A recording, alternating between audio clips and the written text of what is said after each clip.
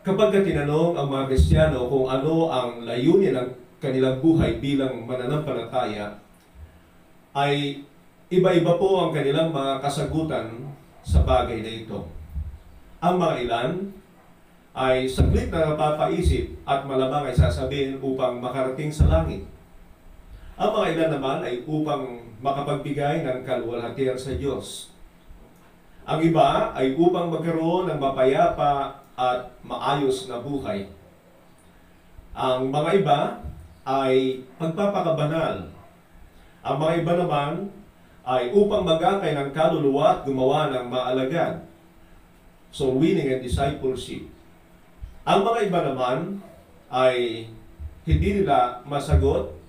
Sasagutin nila, hindi ko alam. At ang mga iba ay sadyang wala lang. No comment sila sa bagay na ito.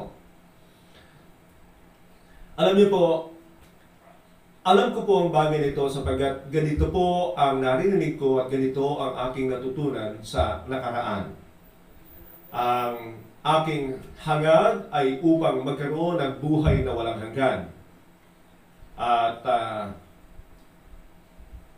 kaya ay magkaroon ng buhay na maayos kasama ang aking pamilya. At batay sa sinabi ng Panginoon na sa John 10:10, na parito ako upang mga tuwa magkaroon ng buhay na ganap at kasiya-siya. At upang matupad ang ito, ang mga ito ay kailangan magkaroon ako ng isang malaking iglesia na pangungunahan.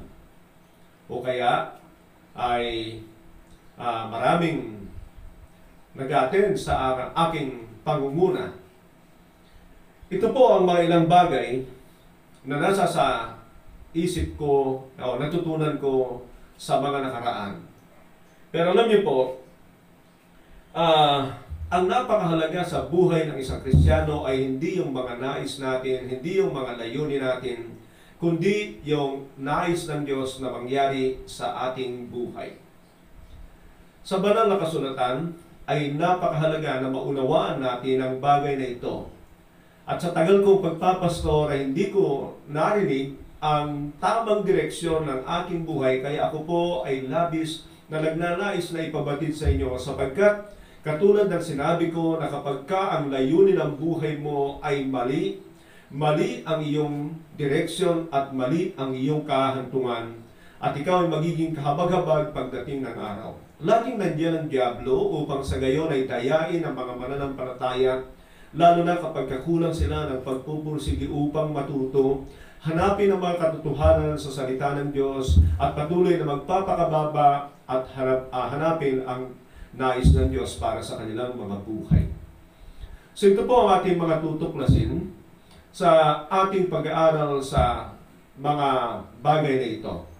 Ang layunin ng Diyos sa ating buhay. Pero nais ko na pong ibigay sa inyo kung ano ang layunin ng Diyos sapagkat ito'y napakahalaga at ito ay matutuklasan sa aklat ng Genesis.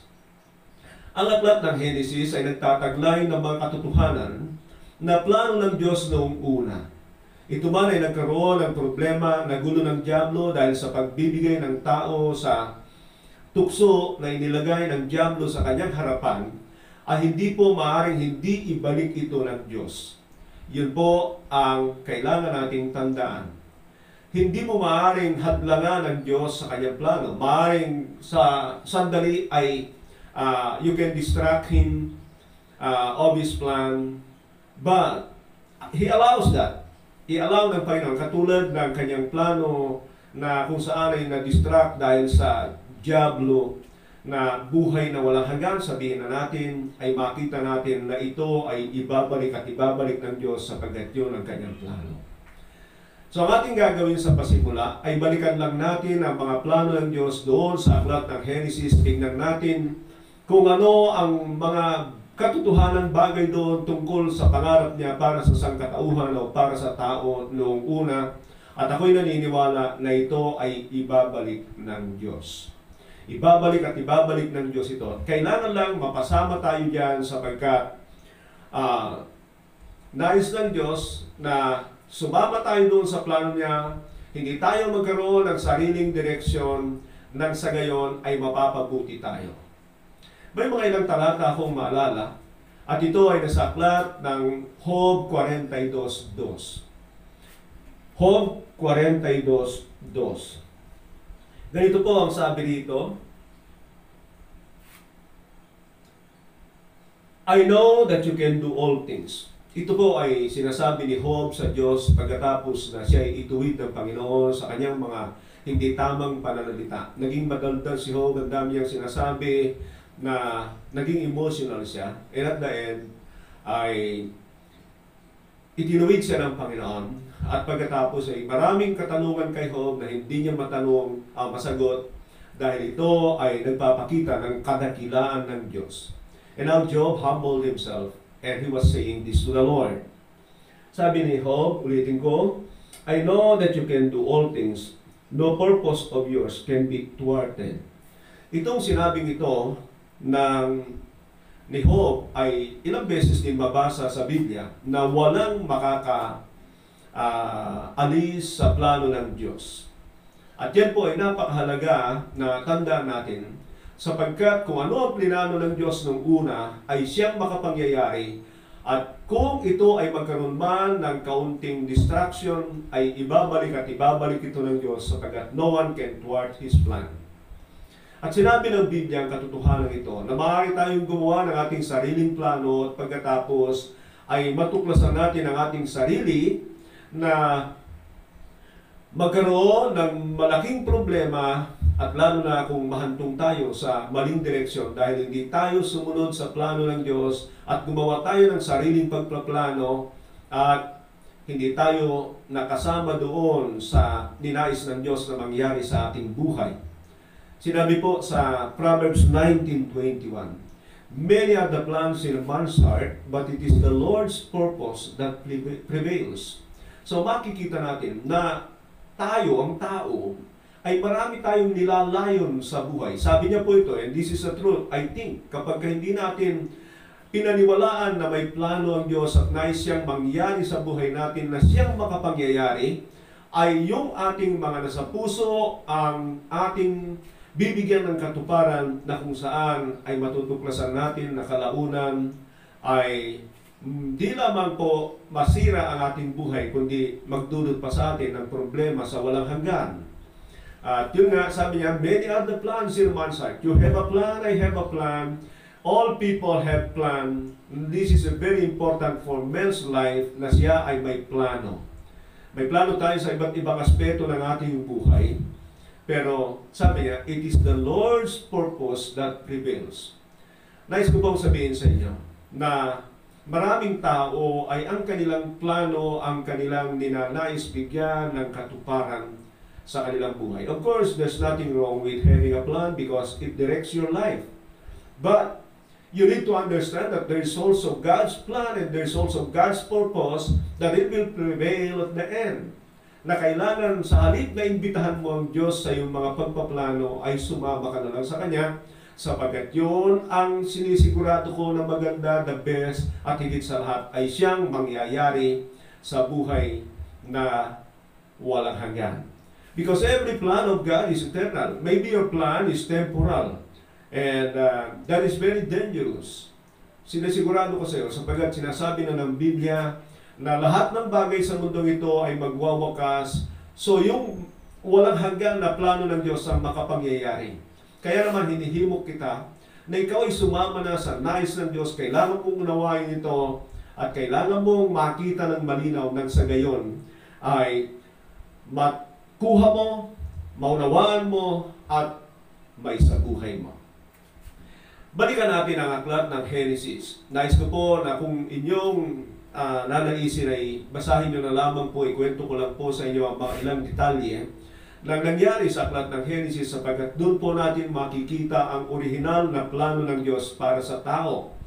At ganito po sa Genesis Kabanata 1 o 2, malamang ay babanggit din ako sa Kabanata 3 muli dahil ipakita ko po sa iyo kung paano po nawala yung mga plano ng Diyos, na-distract yung plano ng Diyos pansamantala sa tao na we know that later on can be achieved in Christ. So ang Diyos po ay naglalang ng napakagandang mundo na sa ika-6 na araw ay nilalang niya ang tao upang ipagkaloob sa kanya ang pamamahala rito. Ang katotohanan, mga kapatid, ay makikita natin dito na yung kaharian ng Diyos sa langit ay ine-extend niya dito sa lupa. So, ang dami pong bagay na nakikita sa langit, and there was in heaven na meron pong katulad dito sa lupang ito. Halimbawa, ang puno ng buhay ay nandiyan. And He wanted it to become a kingdom that will be led by human.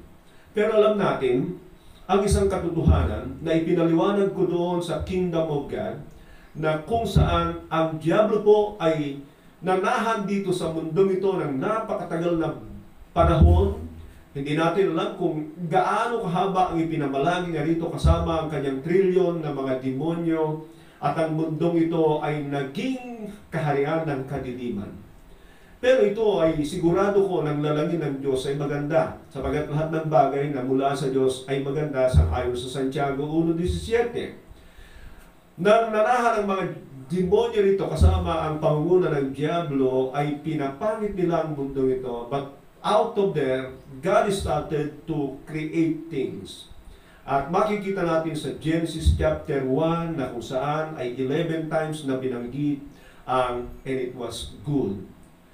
Napakaganda ng mga nilalang ng Diyos. Alam natin na ang Diyos ay nilalang niya ang mga bagay-bagay sa loob ng 5 araw. Maliban sa tao po yon. Sa ika-6 na araw sa kanya ginawang tao. Pero makikita natin na sa paglalang ng Diyos na ito ay unti-unti, bawat araw ay meron siyang ginagawa, at ang lahat ng ito ay para sa kanyang plano sa tao. Para sa kanyang plano sa tao. Kaya kung titingnan natin, mga kapatid, ay kung concern din lang ang pag-uusapan tungkol sa Diyos, ay talagang nandoon ang puso ng Diyos sa tao. He really had this obra maestra, and He wanted to provide everything for man. Nothing comes from a human being, no suggestions, no help that came from Him, but all from God. At ipinapakita ng Diyos ang kanyang kabutihan sa tao na kanyang lalalangin kalaunan. Lahat ng bagay inihanda niya, walang kakulangan. Kaya tandaan po ninyo itong aking sasabihin, kung dadagdagan ito ng tao ng ibang pagnanais ay magiging kasalanan.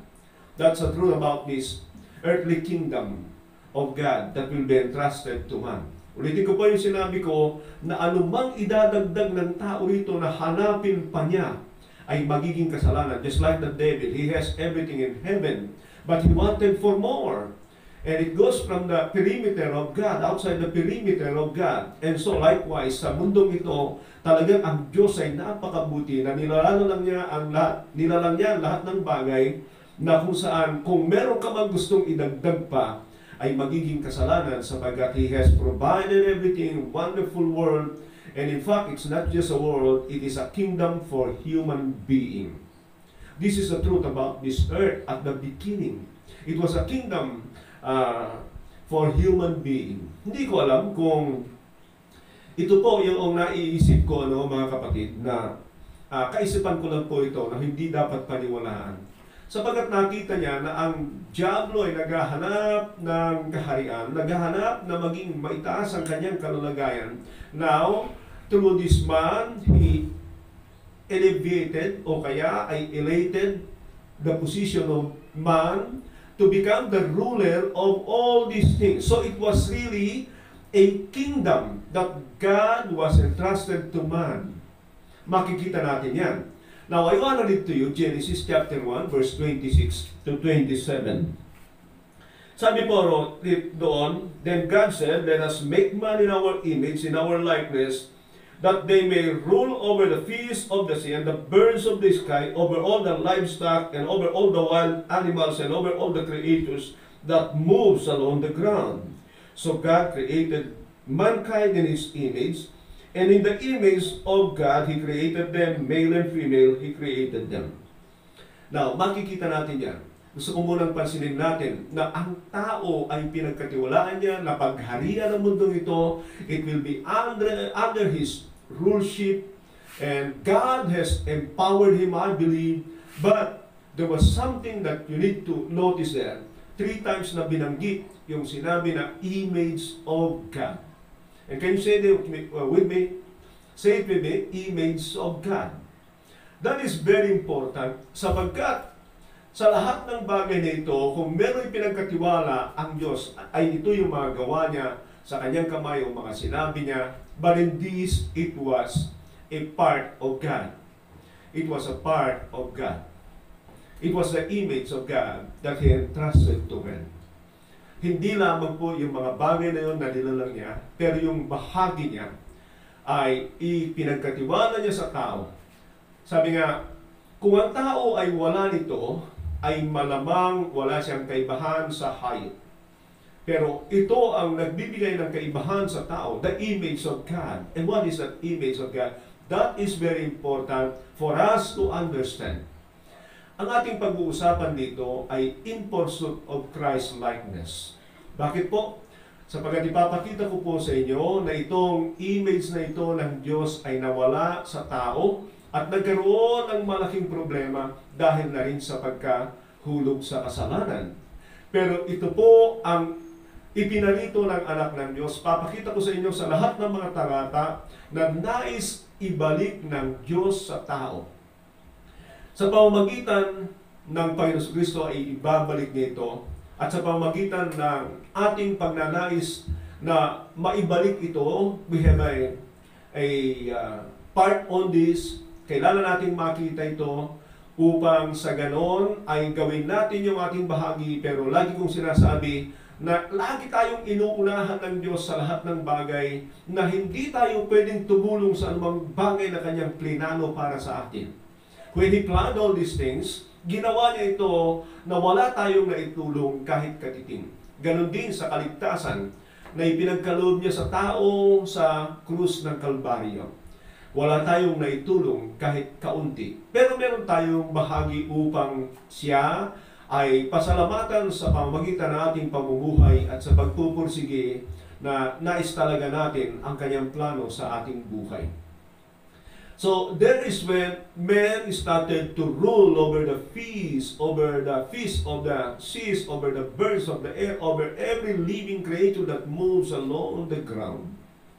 At alam po ninyo, yan po ay ayaw ng diablo sapagkat ito ay kanyang kaharian at ang tanging kanyang gagawin ay yung kanyang buhay. Ano yung buhay ng diablo? He's there to deceive, he's there to for an ill, yung masama na hangarin. That's the devil. So, naihulog niya ang tao sa pamamagitan ng pagtukso sa kanya na kumain doon sa ipinagbabawal ng Diyos. Alam natin na yung 2 puno ay inilagay ng Diyos upang makita ng tao na kahit siya ang hari dito sa lupa, ay meron po siyang dapat pagpasakupan. Yung hari ng mga hari, Panginoon ng mga Panginoon, na siyang nagkaloob sa kanya ng autoridad at buhay dito sa lupa. That principle is still the same, na kailangan nating makita when we enter the kingdom of God. Pero makikita niyo mga kapatid ang katotohanan ito, na yung puno ng buhay ay para makita ng tao na siya ay nakadepende sa Diyos. At yung puno ng pagkalam ng mabuting masama ay upang makita ng tao na meron po siyang pinagpapasakupan. Alam natin ang nangyari, siya ay natukso na kumain doon dahil na rin sa pandaraya ng diablo, o kaya sabihin natin, mas pinanimalaan ng tao ang sinabi ng diablo kaysa sinabi ng Diyos. And be careful with all these things, because even today, the devil works in the same manner. After 4,000 years, ay makita natin na sinubukan niya ang anak ng Diyos na ganitong panunukso. The same thing na ginawa niya kay Adan doon sa Garden ng Eden, ay sinubukan niya ang Panginoon, but of course, we know that Christ have a victory in all these things. So, the same thing na ganyan ang tumatrabaho ang diablo. He wanted us to fall into sin by tempting us to do against the will of the Father. And so, ang tao ay natukso. After that, ano ang nangyari? Ikwento ko mali, nasa chapter 3 ng Genesis, verse 8, ay makita natin na ang Diyos doon ay bumaba, and in the cool of the day, sabi, ay hinahanap niya yung tao. Nais kong basahin sa inyo yan, upang sa gayon, ay makita natin ang katotohanan. Ano nga ba ang nangyari pagkatapos ng bagay na ito? So in Genesis chapter 3, sabi po rito sa verse 8, "Then the man and his wife heard the sound of the Lord as he was walking in the garden." There was God coming to man in fellowship with them, and nung panahon na yon, kung baga sa tao ay nagtataka ang Diyos na hindi niya makita ang tao, o kaya ay ang tao ay nagtatago. Well, hindi ko alam. But possibly, yun ang sinasabi ng Biblia. Where are you? Pero alam natin na God is all-knowing. Pero meron pong isang bagay na nangyari. After that, they fell into sin. Ano yung bagay na yun? And that is possibly the truth about the sin, the effect of sin that happened to Adam, between God and Adam. What is that? That yung pala na yung imahe ng Diyos, the image of God, was marred because of sin. And I believe that that authority from man, not only that the devil took from it, but also he lost his control over the things that God has entrusted to him. Sabi ko nga, it was really a kingdom that God has entrusted to man. Pero nawala niya ang lahat ng ito. Pero higit sa lahat, ay nahiwalay siya sa Diyos dahil sa kasalanan. And it is because the image of God was marred. Alam natin ang katotohanan. Dalawa pang bagay ang ipinagkatiwala ng Diyos maliban sa mga bagay na nilalang niya, at walang iba kundi ang kanyang imahe at ang kanyang hininga. So, sabi ng Diyos, bilang batas na iisa sa Garden ng Eden, huwag kayong kakain sa puno na sa gitna ng halamanan ng Eden, ang puno ng pagkaalam ng mabuti at masama. Sapagkat sa araw na kakain kayo, kayo ay mamamatay. And indeed, they disobeyed the Lord. At alam natin na ang sinabi ng Diyos, kayo ay mamamatay. So ano ang ibig sabihin ng kamatayan dyan? Ang kamatayan dyan, mga kapatid, kung hindi niyo pa narinig, ay yung kasalanan ay inihiwalay ang Diyos sa tao, ang tao sa Diyos. At dahil doon, ang Diyos ay buhay, at yung tao ay nawawala sa kanyang buhay, ibig sabihin, siya ay namamatay.